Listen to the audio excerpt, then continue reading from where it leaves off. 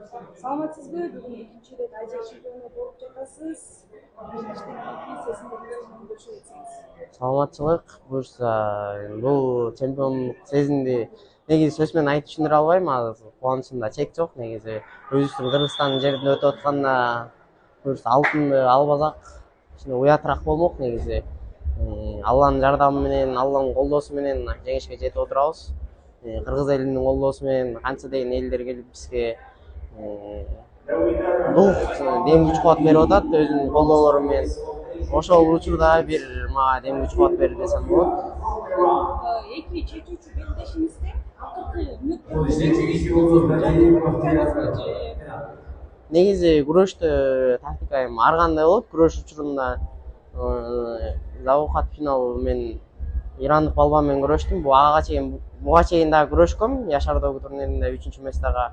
Анда кичине жеңилирээк болгон десем болот. Азыркы учур мен үчүн аябай эле оор учур болду. Болбоду. Акырында болуп кетти. Алланын жардамы менен ушун жеңишке жетип отурам. Финалда беттешим айтсам, мен өтө деле көп эсепке чыккан эмесмин. Ал да тажрыйбалуу балбан болчу. Ашып кетсе 2-1 же 3-2 болот го деп ойлоп аткам. 2-3-1 болду. Ошо менен жеңишке жетип отурам.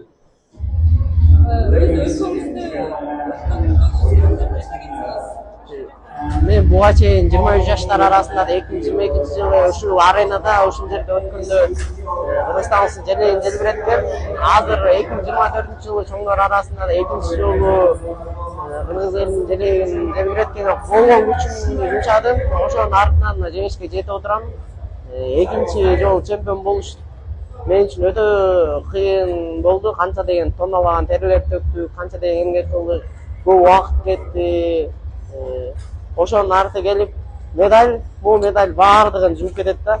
Муну бир гана спортсмендер түшүнбөсө, көп адам мындай эмек ала бербейт да. Эми акыркы туруу быйыл Олимпиада жылы Абу-Дабида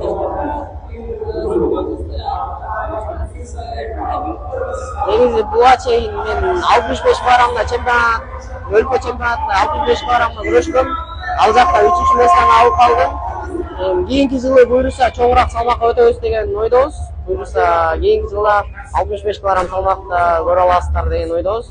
Ошону менен баардык калбат элек айтып кетейин. Биздин департаментке, федерацияга, биздин агайларга, биздин курама командага баардыгы биргеликте иштеп, ошонун артынан ушундай алтын медалга жетип атабыз. Алла ыраазы болсун.